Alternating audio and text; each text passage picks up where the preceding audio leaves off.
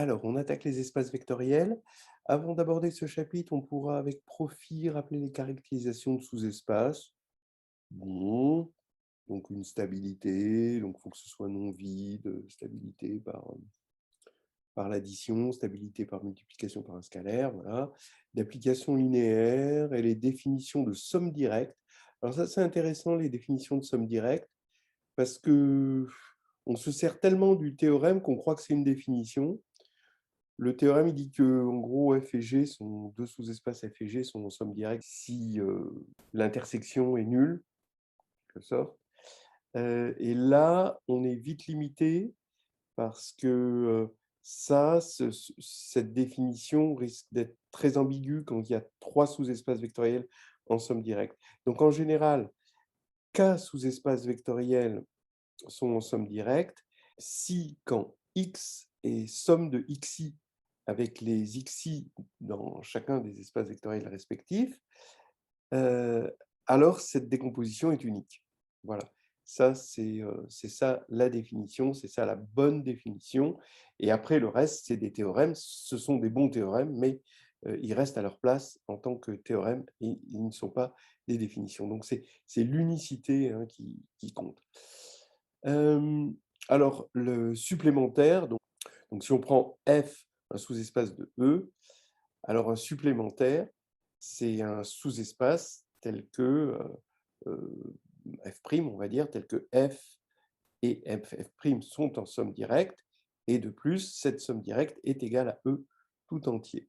On sait qu'il y a toujours existence d'un supplémentaire, mais attention, on dit toujours un supplémentaire parce qu'il y en a toujours plusieurs, sauf dans les cas triviaux où le sous-espace F est nul, ou alors si le sous-espace F est égal à E.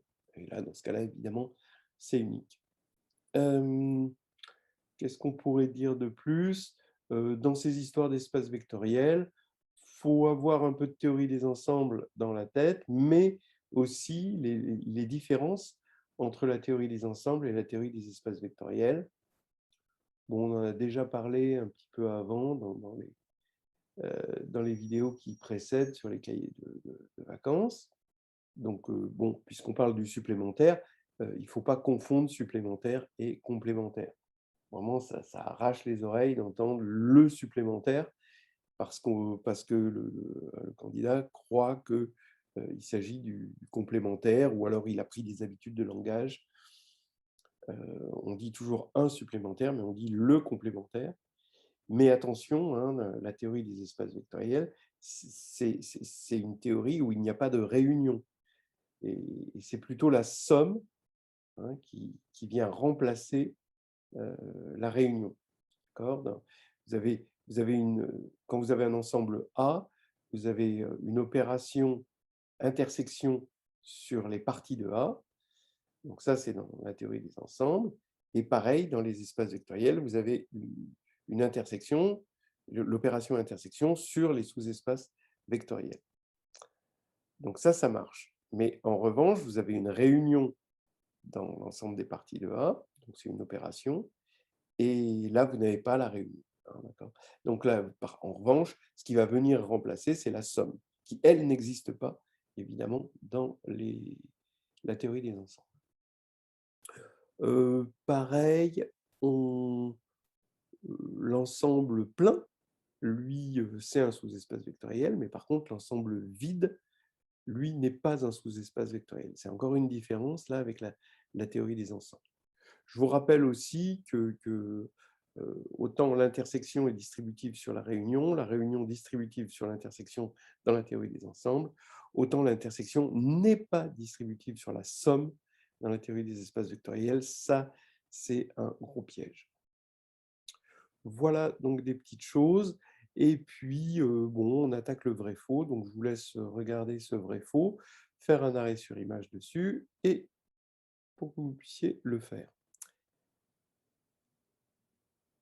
OK, on corrige. Soit FG de sous-espace vectoriel de E tel que F plus G égale F inter G, alors F égale G. Alors ça va être vrai. vous voyez bien que F, alors c'est un espèce de théorème des gendarmes, vous voyez? F plus G entre parenthèses, hein, ça peut faire penser à ces opérations style PPCM et PGCD, hein, d'accord? F plus G, c'est le plus petit sous-espace qui contient F et G. Et F inter G, c'est le plus grand sous-espace contenu à la fois dans F et G. Ça, c'est toujours intéressant. Mais bon, pour cette question, on se sert juste du contenant et du contenu et pas de l'optimisation. C'est-à-dire que vous prenez F, bah, F, il est inclus dans F plus G et il contient F inter G.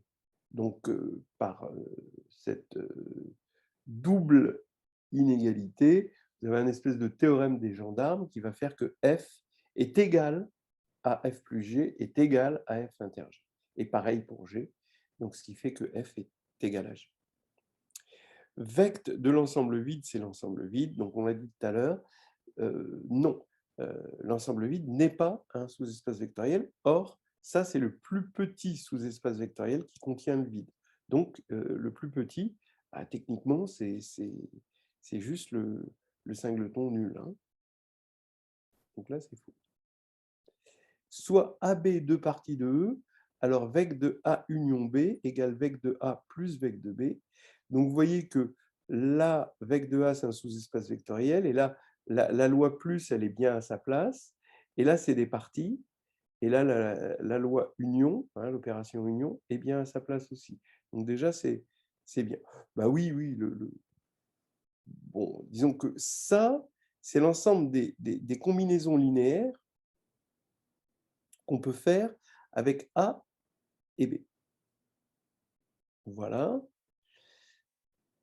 Ça, c'est l'ensemble des combinaisons linéaires qu'on peut faire avec A, l'ensemble des combinaisons linéaires qu'on peut faire avec B, et ça, c'est l'ensemble des combinaisons linéaires qu'on peut faire avec les combinaisons linéaires de A et les combinaisons linéaires de B, en quelque sorte. Donc déjà, on a une inclusion évidente de gauche à droite, puisque toute combinaison linéaire qu'on peut faire avec A et B, ben on peut séparer en une combinaison linéaire avec que les éléments de A et combinaison linéaire avec que les éléments de B. Et puis de droite à gauche, c'est à peine plus subtil. C'est juste parce que quand on va faire des combinaisons linéaires avec A et qu'on combine avec des combinaisons linéaires avec B, comme des combinaisons linéaires de combinaisons linéaires, c'est encore des combinaisons linéaires, ben, ça va être des combinaisons linéaires de A union B. Donc ça, c'est vrai. Une famille de vecteurs 2 à 2 non collinéaires est libre. Donc là, vous avez toujours ce contre-exemple, hein. Vous prenez 3 droites vectorielles, 2 à 2 distinctes, dans le plan vectoriel. Voilà, hein, vous imaginez une droite, et puis une troisième droite, parce que je n'ai pas 3 mains, donc on est obligé de faire ça. Voilà, vous prenez ces 3 droites, et maintenant vous choisissez un vecteur directeur sur chaque droite. Donc cette famille, vous avez, ils sont 2 à 2 non collinéaires, et pourtant, la famille n'est pas libre, parce que si elle était libre, elle engendrerait un sous-espace de dimension 3 dans un plan. Ça, c'est impossible. On a des choses des théorèmes qui nous l'interdisent, parce que si on a une inclusion de sous-espaces vectoriels, les dimensions sont inférieures. Alors, tout élément du sous-espace vectoriel engendré par des vecteurs x1 jusqu'à xn est une combinaison linéaire de ces vecteurs. Donc, ce qu'on a dit, hein, c'est en fait, le sous-espace vectoriel engendré par ces vecteurs, c'est l'ensemble des combinaisons linéaires. C'est exactement l'ensemble des combinaisons linéaires de ces vecteurs. Tout élément du sous-espace vectoriel engendré par des vecteurs x1, xn est une combinaison linéaire de deux de ces vecteurs. Bon, bah, évidemment, non.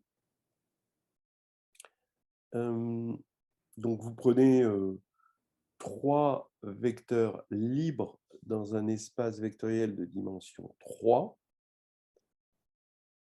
Et si tout élément du sous-espace vectoriel engendré par ces vecteurs, donc x1, x2, x3, était combinaison linéaire de deux de ces vecteurs, ça voudrait dire que x1 plus x2 plus x3 serait combinaison linéaire de deux des vecteurs, et ça contredirait la liberté des trois vecteurs.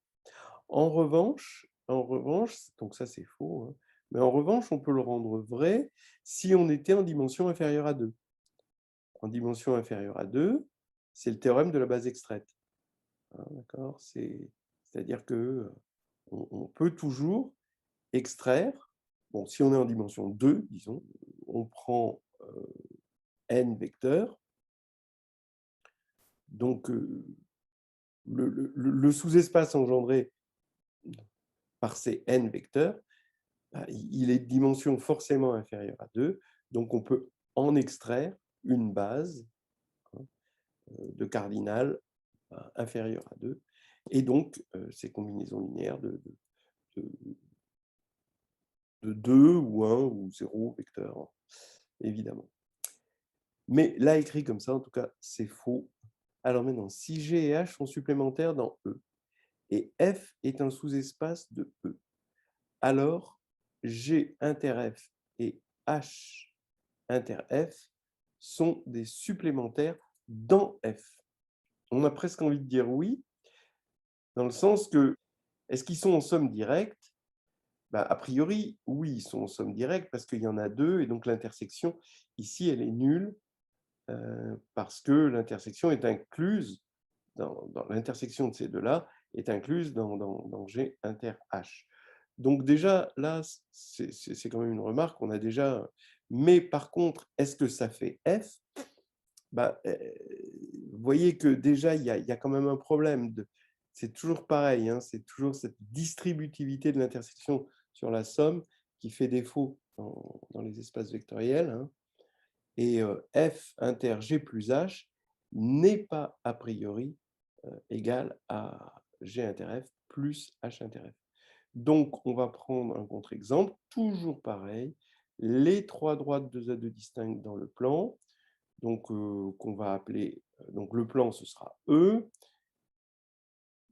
donc G et H sont bien supplémentaires dans E, mais G et F, c'est la troisième droite, hein, donc G inter F égale 0, H inter F égale 0, et donc ce n'est pas supplémentaire dans F, parce que la somme directe fait 0, et la somme directe ne fait pas F. Donc là, c'est encore faux. Voilà. Et puis, je voulais faire, j'avais vu un petit exercice rigolo, c'est celui-ci. Donc, vous pouvez regarder. Hein. Remplir les boîtes avec l'un des symboles suivants. Donc, implication vers la gauche, implication vers la droite ou équivalence. Alors, 1, soit x et y, z éléments d'un espace vectoriel E. Alors, x, y, z est lié, implique x appartient à vecte de y et z. Donc, ça, c'est une implication vers la gauche. Donc, si x est combinaison linéaire de y et z, alors ça, c'est lié, puisqu'on a une relation de liaison non nulle. Non nulle parce que, vous voyez, x, c'est 1 fois x. Vous voyez ce petit axiome-là qui est rigolo? X, c'est 1 fois x. Et dans l'autre sens, non, parce que vous pouvez prendre x non nul, y égale 0, z égale 0, bah, c'est bien lié, alors que x, comme il est non nul, il n'est pas dans vecte de 0, 0. Voilà. Soit A et B des parties d'un espace vectoriel E. Alors, A inclus dans B,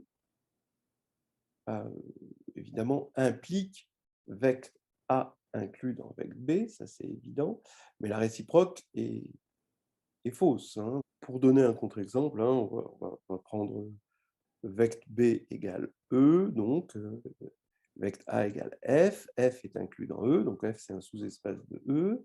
Il faudrait trouver une famille génératrice de F et une famille génératrice de E, telle que F n'est pas inclus dans E. Donc prenons une base de E, bon, E1 jusqu'à En. Si F n'est pas engendré par une sous-partie de cette base, alors il n'y a pas de problème, A n'est pas inclus dans B. Si F est engendré par une sous-famille de cette base, donc par exemple on peut supposer, quitte à réordonner, que ce soit les P premiers, hein, jusqu'à EP, alors on peut remplacer EP par EP plus EP-1 sans que ça change quoi que ce soit. Et là, dans ce cas-là, on a encore une famille génératrice de F et on a une famille génératrice qui n'est pas incluse dans la famille génératrice de départ. Bon, voilà. En tout cas, on s'en convainc assez facilement. Faut quand même prouver les choses. Alors bon, des fois, j'espère que la preuve n'est pas trop tarabiscotée. Soit FG des sous-espaces vectoriels d'un espace vectoriel E. Alors, F union G est un sous-espace vectoriel. Donc ça, vous voyez, normalement, ça doit faire tâche. Hein, vous voyez, cette union n'a rien à faire dans le monde des sous-espaces vectoriels. Tout algébriste devrait avoir des anticorps qui repoussent ce signe réunion dans un monde de sous-espaces vectoriels. Il n'est pas fait pour être là-dedans. Il n'est pas à sa place. C'est comme l'ensemble vide. Mais, sauf que là, le truc, c'est que ça va impliquer que F est inclus dans G ou G est inclus dans F. En fait, donc du coup, là, l'implication est fausse, mais elle est facilement corrigible, c'est-à-dire que F union G est un sous-espace vectoriel, ça implique que F est inclus dans G ou G est inclus dans F. En tout cas, l'implication de droite à gauche, elle est vraie. Si F est inclus dans G, il est évident que F union G est un sous-espace vectoriel. Mais dans les deux cas, vous avez, que ce soit F inclus dans G ou G inclus dans F, ça, ce n'est pas une vraie réunion, c'est que c'est une somme. Et voilà, on en revient à comme c'est une somme, bon, la réunion n'a rien à faire ici. Donc, je vais quand même essayer de prouver les choses. Et je veux prouver que F union G est un sous-espace vectoriel, implique F inclus dans G ou G inclus dans F. Alors, ce qu'il faut montrer, c'est que si F n'est pas inclus dans G, alors G est inclus dans F. D'accord? Voilà. Donc, comme ça, on aura soit F inclus dans G, soit G inclus dans F. Donc, supposons que F n'est pas inclus dans G, ça veut dire qu'il existe X dans F qui n'est pas dans G. Donc, maintenant, je prends Y dans G, il existe, puisque G est non vide, hein, c'est un sous-espace vectoriel. Donc, ça veut dire que X plus Y, on sait que c'est dans F union G, puisque F union G, on a dit que c'était un sous-espace vectoriel.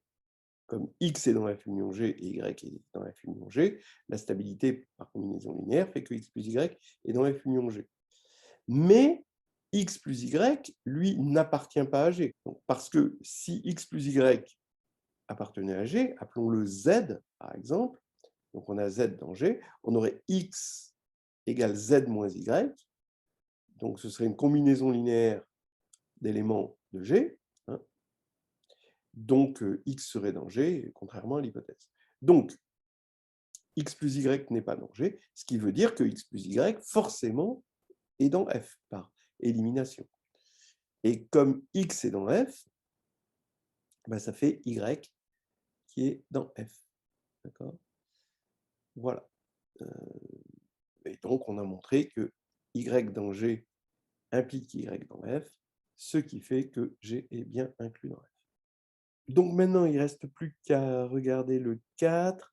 Si F, G sont des sous-espaces vectoriels d'un espace vectoriel E, alors F plus G égale G.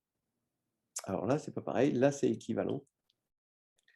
Parce que F plus G égale G, ça veut dire que F, F est inclus dans F plus G, toujours pareil. d'accord? On a même le luxe de pouvoir dire que F plus G, c'est le min qui, pour l'inclusion, hein, qui contient F et G, d'accord? Mais F est inclus dans F plus G, donc il est inclus dans G. Donc ça, c'est une évidence. Et si F est inclus dans G, bah, tout élément de... Bon, alors déjà, on a une inclusion, G est inclus dans F plus G. Maintenant, pour l'inclusion inverse, le fait que F est inclus dans G va faire que tout élément de F plus G est un élément de G plus G, et donc est un élément de G. Voilà. Donc, en gros, qu'est-ce qu'on avait dit? Là, c'est l'implication inverse. Là, c'est l'implication directe. Là, c'est l'implication inverse. Et on a presque l'équivalence si on avait mis G inclus dans F. Et là, on a une équivalence. Voilà. On va s'arrêter là.